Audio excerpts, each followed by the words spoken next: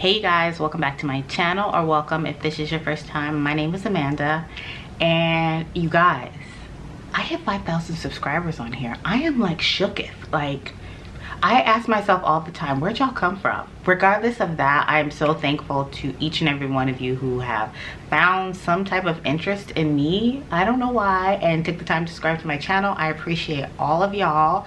So last week I posted on my community tab and on my Instagram. If you're not following my Instagram, I will have it linked down below. Go ahead, let's follow, let's be friends.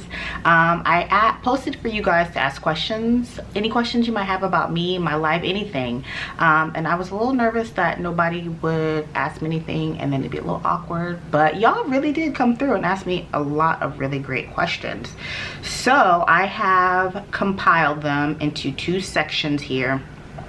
I got a lot of questions about my job, and then I just got a lot of questions about me in general. So I'm really excited. If my background looks different, it's because I'm currently on a work trip. I am in Grand Rapids, Michigan, and if y'all could see what it looks like outside, it's a mess, y'all. With the wind chill, it's like -2 degrees here. I ain't built for this, y'all. I ain't built for this. But nevertheless, I got my coffee, and let's just go ahead and get into these questions. So I'm gonna start off with the life about me questions first, and then I'll move on to the work ones. I feel like that's just the best flow for it. Okay, so the first question I have is, where are you originally from? I was born in California in the Bay Area. I lived there for about 2 years, and then my family relocated to Anchorage, Alaska, where I lived for till I think it was about 6. We left Anchorage. My dad had got a job working up there, and then the economy got really bad, and we actually moved to Jackson, Mississippi for a year. And then finally we settled in Seattle, Washington, and that's pretty much where I grew up. I grew up in Seattle, went to rest of my elementary years, middle school, high school, college, all that was in Seattle. What brought you to New York from Seattle? So it was multiple things. The biggest thing is, I feel like ever since I was a little girl, I always imagined myself living in New York City. Like, in my mind, I was always a New York City girl, so I just felt like it would be like the perfect city for me. I always wanted to do it, and I really needed a change from Seattle, so that was one reason. Two, the dating scene in Seattle was trash, so I felt like New York City would be a better fit for me like that. And I just really felt like that is where I was gonna truly blossom, and it's so true. I feel like I really started to really live and enjoy my life once I moved to New York. Would you ever move back to the West Coast? I would. So I don't want to move back to the West Coast. I have no desire to live there again. But I would if my family needed me, like if my mother needed me, someone in my family needed me to come home, I would go, of course, but it's not where I want to be. But if needed, I would go back. How do you feel like you adjusted to life in New York? I just, boom, feet first, landed, bam, running. It was easy. Like, I don't know, as soon as I got there, I just felt like I was home, and it was good, and I felt like there was no real adjustment period for me. I just got there and just started living my life. What do you love most about New York? I love that there's always something to do. There's always something going on. I love summertime in New York. I love the fact that people always think that it's so expensive there, while it is as far as like rent and real estate. But you could literally have the most amazing day in the summertime and not really spend any money, like with all the free concerts in the park, the free movies in the park, Shakespeare in the park, all the street festivals. There's just so much you could do that's always going on in the summertime that costs you nothing, and I just love the city in the summertime. Do you plan to live in New York long term? I mean, I would say yes. Ideally, I would like to purchase like an apartment. There's no other city within the United States that I have any desire to live in. If I was to leave New York, it would be for another country. There are other countries ideally that I would love to settle in, but I feel like I would always want to have a base in New York. Like, I would want to have my apartment there. but I would definitely love to live in some other countries, that's for sure. That's definitely a goal for me. What things would you recommend doing in New York and places to eat for someone who's coming to visit soon? Museums are open again. Definitely hit up the museums. I'm not a big fan of like all the major touristy things like the Empire State Building. I've actually never even been to it. I just went to the Statue of Liberty for the first time, what, a year ago. I had never been. There are some touristy things that are worth it, like Central Park obviously is worth it. I'm not a fan of Times Square. I hate Times Square. I dread going into Times Square. But if you've never been to New York, Times Square is something you'd want to see. Bryant Park, checking out the outer boroughs, heading to Brooklyn, Queens. Definitely come up to the Bronx, girl. Come up to the Bronx, call me, we can hang out. But I would say just getting an overall feel of New York, because New York is not just Manhattan. It's encompasses so much other things, so many other areas. So make a point of seeing all of it when you're here. Definitely some good pizza while you're here. I'm gonna think of some really good restaurants and places to eat, and I'm gonna message you directly and give you a good list of places to eat in the city. What's your zodiac sign? I'm a Virgo, y'all. Proud Virgo here, Virgo gang. I feel like I am the true definition of a Virgo. Super organized, perfectionist, very introverted, very detail oriented. I love being a Virgo. I'm sorry to y'all, the rest of y'all, but it's the best zodiac sign. Sorry. I am a September Virgo. There is a difference between August Virgos and September Virgos. No shade to my August Virgos, but September Virgos are the true authentic Virgos. Just saying. Are you dating or seeing someone? I am not, y'all. We've been in a pandemic, you guys. It has not been the time for dating. I know like at the beginning of this, like everybody was doing those like Bumble and all those like online dating apps. Everybody was meeting somebody, but I just was not feeling that vibe. I felt like it was not authentic. I felt like most of the people on those sites were just doing it purely out of boredom. They weren't really interested in dating. They were just tired of being in the house and they wanted someone to talk to, and I just had no interest in that. And also, when it comes to dating, I like actual dating, like going out on dates and doing things. And just since everything has been shut down and you really just can't like date like you used to, like I want to get dressed up, I want to go out for dinner, I want to go out for drinks, I don't want to sit outside in the cold and do that. I want to go in a place. So I will wait until things get back to normal, life returns to normal, restaurants open, bars open, and then I will get back into the dating scene. I've just been focusing on myself, been focusing on work and just, you know, trying to stay alive in this pandemic. How has the dating scene been in New York? I honestly feel like the dating scene, for me, from my perspective, it's great, but that's for me coming from a place in a city where I felt like it was trash. Seattle, the dating scene was trash from my perspective. The perspective of a black woman who dates black men, the Seattle dating scene was trash. So coming to New York, I was like,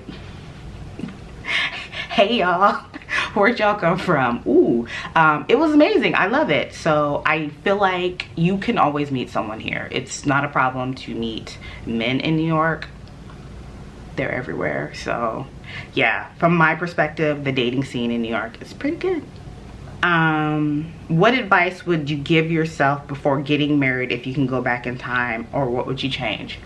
Girl, don't do it. No, that's not true. So honestly, if I could go back in time, I would not give myself any advice and I would not change anything, because everything that happened to me in my past brought me to this point now. And if I alter any of that, I would not be where I am now. And I am truly happy with where I am now. So if I ran into my old self back then, I would just say, girl, go through the motions. Let her go through the motions. It will come out good in the end. Would you get married again? Absolutely. Absolutely. I would definitely get married again. I think marriage is a beautiful thing when it's between two people who are in it for the right reasons and have the same end goal. Absolutely. Marriage is a beautiful, beautiful thing. When I will find him, who knows? But I would definitely get married again.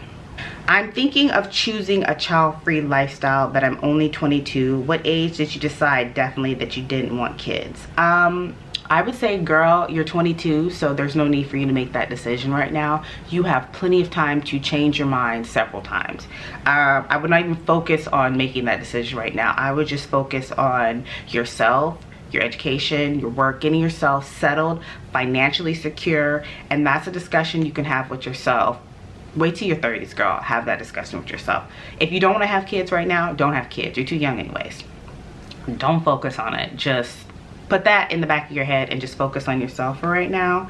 And what age did I decide I definitely didn't want to have kids? I would say I was probably around 33 to 35 or so, where I was like, you know, this is probably... at that point I decided that I was in a place where I was really happy with how my life was panning out, and I had no desire to stop the path that I was going down. And I knew that if I had children, it would stop it or severely alter it. And that's when I was like, maybe that's just not what I want to do. Have you thought about writing or publishing a book about your journey from the angle of a successful, happy 40+ childless woman? Yeah, I don't think my life is that interesting for a book. So no, no, I don't think so. I don't think I would ever publish a book. I don't know. I just don't think my life is that interesting that anyone would actually ever want to read. I don't know. So I would say no. Do you go to events like Curl Fest and Afropunk? Yes. Oh my god, I miss last summer. Was so sad because none of the festivals happened. I love Curl Fest, I love Afropunk. I have been saying for the past several years that I am going to go to Afropunk in Johannesburg for New Year's, because they do it every year in South Africa. And I was actually thinking 2020 was the year I was gonna do it, but 2020 was like, girl, no, this is not the year.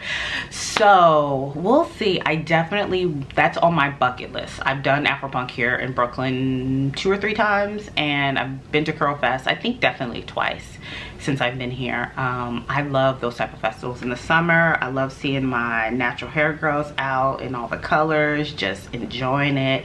I love it. It's just amazing. What's your favorite food? I don't know if I have just one. I would say I have 3. So my 3 favorite foods are sushi. Could eat it every day. Every day.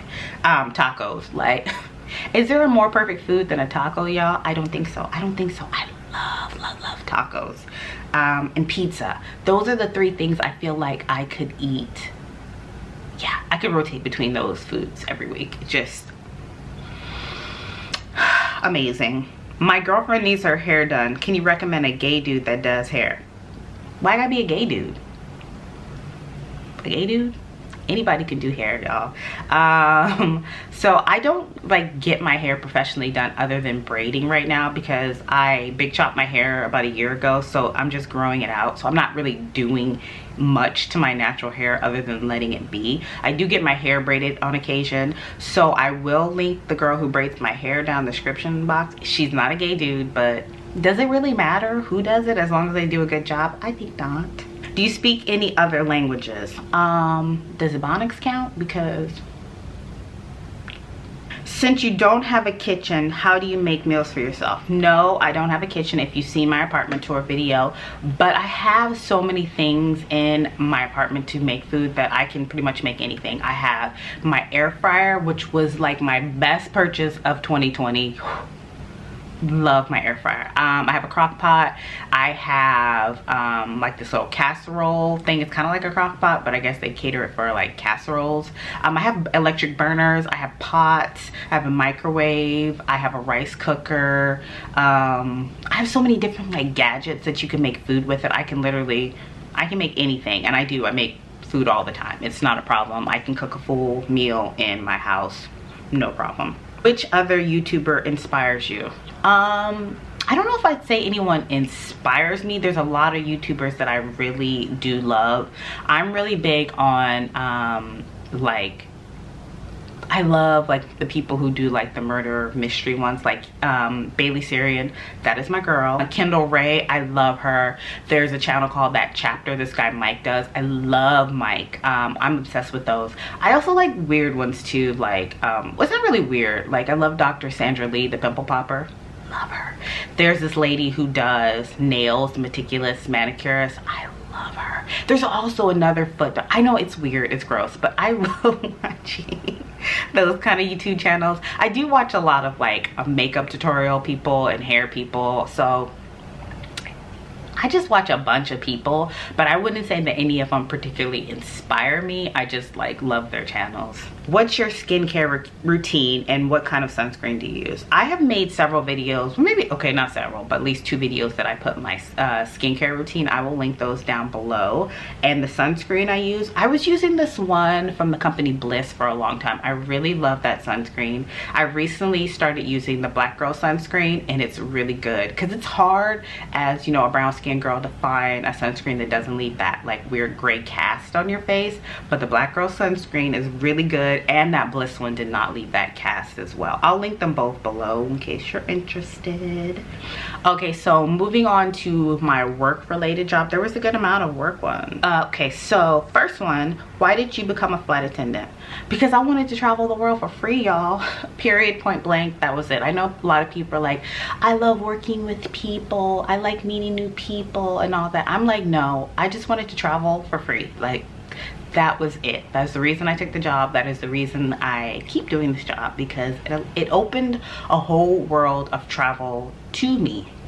If you weren't a flight attendant, what other career would you choose? Definitely, I would want to keep doing something travel related, something that allowed me to travel. And I definitely would need something that was very flexible, because I've gotten accustomed to this life of having a very flexible job as far as like time off and stuff, that I don't think I could ever go back to like a 9-to-5 job ever again. What type of job did you do before flying? I've always done like administrative work. Before this job, I worked as an office manager in the city. I hated that job. I hated my boss. He was the devil. He still is the devil. I know he's still the devil. Like yeah, he's the devil. He was the worst person I've ever worked for in my life. So yeah, but I've always done like administrative office work. What was your journey to become a flight attendant? It actually was a very easy journey. So I had thought about being a flight attendant years before. I kind of thought in my mind that it was one of those jobs that was like really hard to get into, like it was the impossible job to get. But after I had left the office job, I was just looking, I think I was looking on like Indeed or one of those like job sites, and I saw a listing for my company and they were hiring, and it said New York based. So I applied, and literally like 2 days later they emailed me back and they sent me this link to do this online interview, and I did that like the next day. And then I think like 2 days later they sent me this email inviting me to come to training like the next month, and I was like, is this a scam? Like I was like, is this a scam? Like, that was way too easy. I remember like I googled it, the company, and I sent it to my mom, and my mom was like, is this real? Is this a scam? Because it was just way too easy. But even like when I left to go to training, I was like, is this a scam? Because this process is way too easy. But yeah, it was actually a very simple process for me to get this job, and I guess I just got lucky. What does Frank do for a living? Y'all, I know y'all love Frank, but this is my Q&A. This isn't about Frank. This is about me, okay? Every time Frank is in a video, y'all be posting little comments, I love Frank. Frank's so great. Blah, blah, blah. No, just, Frank, that is my boo. That's my buddy, though. I love me some Frank. But Frank is also a flight attendant. He works for the same company as me, and that is how we met. He also last year, during the height of the pandemic, started his own company, which is a meal prep and juicing business. And that has really blown up for him over the past year. He's doing amazing. I will link his company's Instagram down in the description box. Go ahead and give my boy a follow. Support him, support him, support him. He's doing amazing things. But yeah, that's my buddy. We have actually only ever worked one trip together since I've known him, but yeah, that's my boo. What's your best and worst experiences as a flight attendant? My best experiences is the travel that I've done, like when I'm not working, just like my personal travels. That is hands down the best experience. When I got to take my mom to Paris and we got to fly first class, y'all, that was a beautiful thing. I will forever love that, being able to do that for her. So that, hands down, my personal travels, best experiences of it. Probably my worst experiences as a flight attendant are just dealing with like difficult people on a daily basis. Yeah, that's it. Which leads me to the next question. Have you ever had to deal with difficult passengers? Y'all, on a daily. Like, I'm just like, who raised y'all? Like, this is how you leave the house and act. It's just, people really try my patience on a daily, and I just don't understand adults who act the way they do. Like, is this really how you act? It's just, y'all, they really be trying my patience. How do I feel about turbulence? I love turbulence. Okay, to me, there's different types of turbulence. Like the kind where the plane is like dropping and your stomach goes, that actually doesn't bother me anymore. When I first started flying, that motion would make me feel nauseous, but you get a really strong stomach flying, and that no longer makes me nauseous at all. But like the kind of bumping turbulence, the rocking, I love that. It will knock me the hell out. When I'm flying as a passenger, I always am like, please let there be turbulence, because I just love that rocking, bumping sensation. I'm the person that everybody's freaking out and I'm asleep. I'm just knocked out because it immediately makes me sleepy. Do I have a fear of flying? No, you can't have a fear of flying and do this job, because you spend most of your time in airplanes, and that don't work out. You can't be scared to fly and have this job.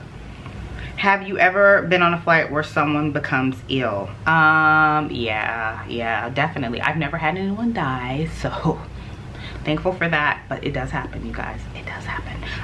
But I've definitely had sick passengers. I've had heart attacks, strokes, seizures, just people becoming ill. People throwing up on your planes is a regular thing. See, that's the thing they don't teach you in training. They don't teach you that you're gonna have to interact with people's bodily fluids on a daily, whether it's their vomit, their crap, their urine. Just people throw up on themselves, they pee on themselves, they poop on themselves, they throw up on other people, they throw up all over the bathroom, they poop all over the bathroom, they pee all over the bathroom. People are nasty, and that stuff happens. People get sick, people have heart attacks in the planes, and it definitely happens. And honestly, that is my number one fear with this job, is a medical emergency. We're trained for it. We go through training every year to stay, current on the procedures and the process and everything, but nobody wants to deal with the medical emergency. Yeah, that is always scary. It's our job to stay calm during those moments, but it is definitely a scary experience whenever that happens. Has the pandemic reduced the amount of job opportunities in the market? In the beginning, yes, nobody was hiring. Everybody was like hiring freeze, but now majority of the airlines have started rehiring again. I know there's a lot of people who ask me in my comments about becoming a flight attendant. There's a really good website that lists like every airline and if they're hiring, with a link to their hiring page. I will link that down in the description box. It's a great resource to use, because you can just pretty much see everybody who's hiring at the current moment. I'll link that down for anybody who's possibly interested in taking on this career. I'm 41. Would I be too old to become a flight attendant? Girl, no, definitely not. There's no age within the United States. All US carriers, there's no age restrictions with becoming a flight attendant. As long as you're physically able to do the job, you can be a flight attendant. If you're interested in doing it, absolutely. I was 37 when I started flying, and in my training class, we had people in their 60s. I had people in their 70s, 50s, like 40s. There's all ages. You can, if it's something you're passionate about, if it's something you want to do, I say go for it.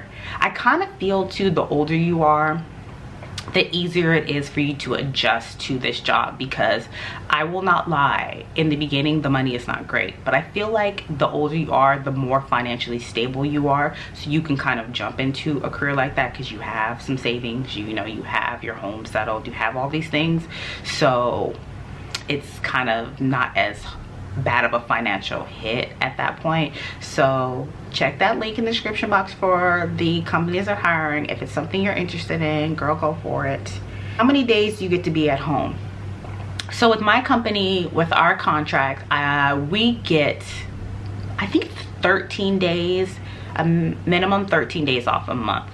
I think it's 13 days, yeah. So I always get at least 13 days off a month. Sometimes they give me more, and just depending on the month, it varies. There's certain months where I don't really feel like working a lot, and that I will go onto our online system and try and drop my trips or see if anybody wants to pick them up, and I'll get rid of a lot of trips and just be home most of the month. And there's some months where I need extra money and I'll go in and pick up a bunch of stuff on my days off. So it really varies from month to month. That is one thing that I really do love about this job, is that it's very flexible. There's some months where I just don't really feel like working, and I'll just drop most of my schedule and just be home for most of the month. I'm not gonna make any money, but the next month I will typically, you know, work extra to make up for that. But I do love the flexibility of that. Can I have tattoos and do this work, or are there restrictions?